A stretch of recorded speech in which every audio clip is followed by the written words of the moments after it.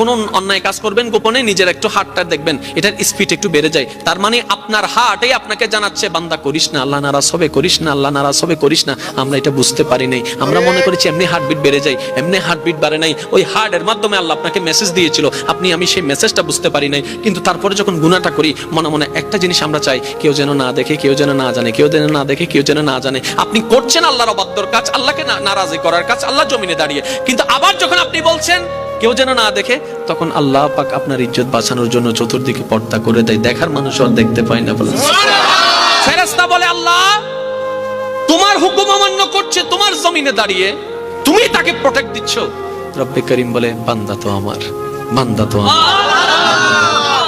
ভালো করুক আর মন্দ করুক বান্দাটা তো আমার। বান্দা যখন কোনো গুনার কাজ করে আল্লাহ পাক রব্বুল আলামিন তখন তাকিয়ে থাকে, বান্দা আয়, ফেরত আয়, রিটার্ন কর।